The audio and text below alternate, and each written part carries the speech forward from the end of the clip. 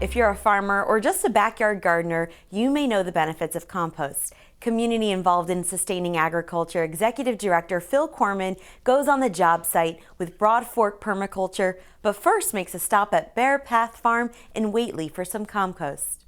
The advantages of compost is that it breaks down slowly over time, and it uses plant material, animal material, and it helps the soil with the structure of the soil. It helps the soil retain moisture, and it also helps the soil retain its nutrients over time.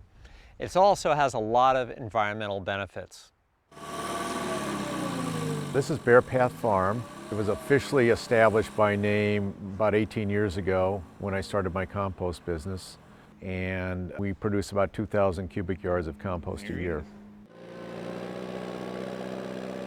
This is the time of year when people traditionally garden and farms traditionally plant their fields for various crops. So they're all adding amendments to their crops or gardens.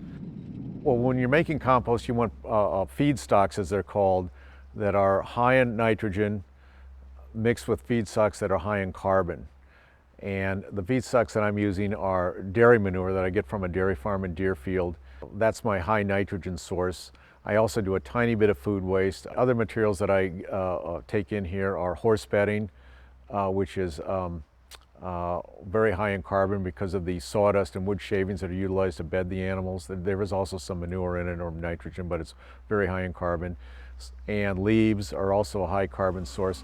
So I take those feedstocks, mix them together, typically 1 part nitrogen to 2 parts high carbon material, and mix it and start what's called a windrow, which is basically a lot of material piled up into a very large, long pile.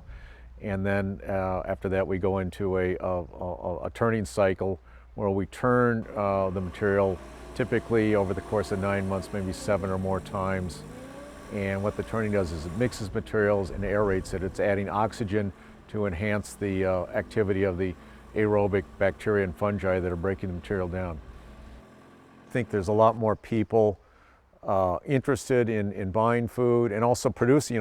Not everyone has the wherewithal to produce all their food over the course of the year, but their interest in backyard gardening is huge. I see a huge trend a huge positive trend in that direction. The second stop along our path is going to be Broadfork Permaculture. Broadfork is a worker cooperative that focuses on mimicking nature itself and the cycles of nature, and they only use compost. In fact, a lot of their compost comes from Bear Path Farm in Whately. Permaculture is about ecological design, and we're really designing from the perspective of how can we work similar to nature. And so when we're laying out someone's site, we're thinking about growing food for them, but also using a lot of the same principles found in nature. The main focus is on food production. How can you have things right outside your door that you can eat?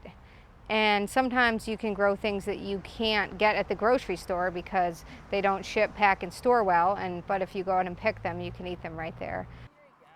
We always start with the client's goals of what they might want for the site, and we kind of tailor it to what their desire is. Sometimes it's anything from a couple vegetable beds to an entire site design with fruit trees and understories and bushes and shrubs and things.